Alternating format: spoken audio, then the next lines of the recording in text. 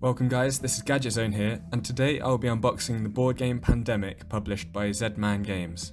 As a disclaimer, this exact reproduction in front of me is a fake copy of the original. I know this as I have played the original before and the differences are obvious. However, everything is included as it should be, and so the unboxing section is not compromised at all, and the fact that it's fake does not affect gameplay at all. I'll go into detail on how I know this reproduction is fake later on in the video to help you determine if your copy is fake or not. I bought this copy on eBay, but the link I'll leave in the description and comments will be for the real version on Amazon. Pandemic is a board game based on the premise that 4 diseases have broken out in the world, each threatening to wipe out a region. The game accommodates 2 to 4 players, each playing 1 of 7 possible specialists. Through the combined effort of all players, the goal is to discover all 4 cures before any of the several game-losing conditions are reached. Inside the box, we are greeted with the Pandemic information booklet giving an overview of the game and showing all of the contents of the box. Then, on the following pages, we have the setup of the game and the instructions for how to play, ending with a description of the specialist role's abilities. The actual playing surface comes in the form of a foldable board with designated spaces for all the various tokens and decks of cards, and of course the world map, which is split into 4 regions featuring the largest cities in each region. The first package inside the box contains the player deck city cards. This deck includes 1 card for each city on the board, with a graphic showing where in the world that city is located. There is also the country of the city, with the national flag, and the population of that city, with the population density, which is just the number of people per square kilometre. These little facts don't impact gameplay at all, but are a really nice touch and can help make the game even more engaging. In this deck are also the 6 epidemic cards and the 5 special event cards, with information on them specifically about how they are used in-game. Being a fake copy, some of the specialist role cards were included in the first deck, but the rest of them are found in this package. Here we have the infection deck, again containing 1 card for each city with a close-up graphic showing where the city is located, and then a coloured border depending on which disease has been assigned to that city. And then we have the remaining specialist role cards, with their individual abilities and their pawn colour.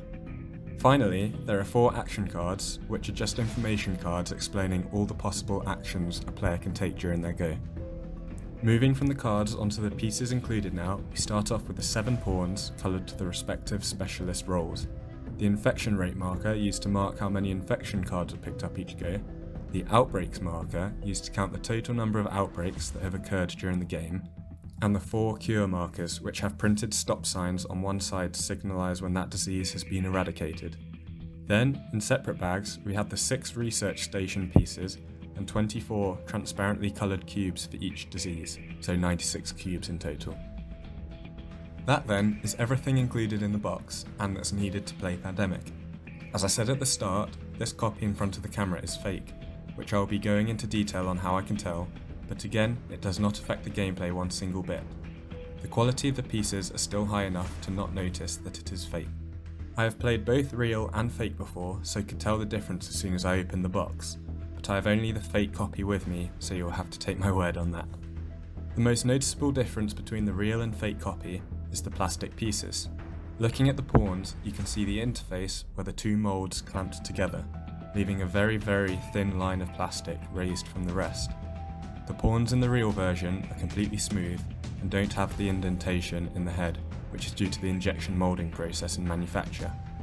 Secondly, most noticeable with the brown roll, the brown pawn is closer to a black than a brown colour, whereas the colours of the pawns in the real version exactly match that of the colours on the roll cards. The cure markers are the same case as for the pawns, most noticeably for the red disease cure marker. The red on the cards and the board are a classic red, however the marker is more of a burgundy. You can also see a large imprinted circle on the back from manufacture. Again, in the real copy, the colours will be consistent across the whole game and the markers will be totally smooth.